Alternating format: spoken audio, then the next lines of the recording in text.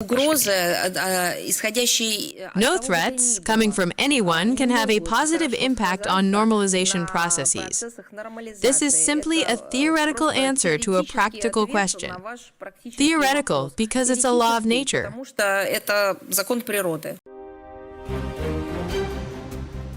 In this sharp tone, Russian Foreign Ministry spokesperson Maria Zakharova responded during her July 30th briefing to a Reuters journalist's question.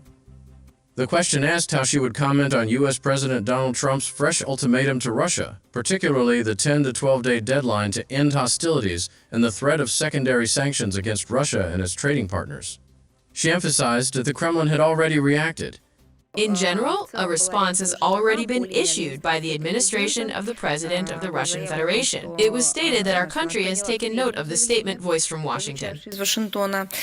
At first glance, this sounds like the usual diplomatic restraint, but underneath the formal tone lies a fundamental position. Moscow is not playing Washington's countdown game. Taking note is the diplomatic equivalent of, "We've heard your threats, now move along." Zakharova continued with precision, unfazed by threats that, as she implied, have become more habitual than exceptional.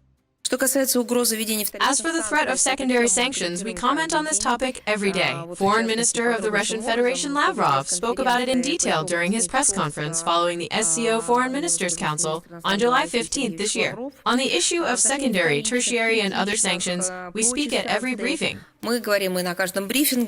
This isn't just about sanctions. It's about saturation. Russia has been sanctioned so many times that the West has run out of adjectives and legal pretexts. The threat of new sanctions now feels like a stale rerun of a canceled show. Against Russia and our international partners, an unprecedented number of sanctions and all sorts of other illegitimate restrictions have already been imposed. So in fact, threats of new restrictions have become routine. This does not mean we do not respond to them. No, we certainly respond in various ways. It has become clear that the West is stuck on this note. There's a clear shift here, from defense to offense. Zakharova subtly flips the script. While the West keeps pressing the same sanctions button, Russia has already developed workarounds.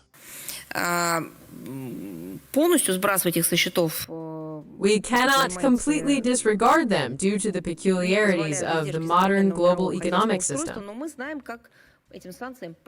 But we know how to counter these sanctions. Over recent years, domestic tools and mechanisms have been developed that allow us to significantly meet various needs or seize emerging opportunities, whether through entering new markets and suppliers or creating our own production base. In other words, the West may still be sanctioning yesterday's Russia. But today's Russia has adjusted, diversified, and, in some areas, even benefited. The point is not just resilience, it's evolution under pressure. We see that the West cannot detach itself from the sanctions topic. It seems to be constantly bogged down. Apparently there are no other options left. They've exhausted them. That line, "they've exhausted them," is a quiet bombshell. Zakharova is saying, in effect, you have no more moves. What was once a strategic tool has become an empty habit. At the same time, we respond and take measures to counter all of this, or turn it around and use it in our own interests. A blow is being dealt to the global economy. There is no doubt about that. It is clear that these sanctions have already literally undermined the well-being of entire regions of the world. It's strange that this is clear to some, but not to others. And that's the kicker. It's not just about Russia anymore. It's about the world. The implication, the U.S. obsession with sanctions is hurting not only its targets, but its allies and the global system as a whole. Zakharova wraps it up with a signature twist of irony. Strange that this is clear to some, but not to others. In other words, the world is waking up. The only ones still asleep are in Washington.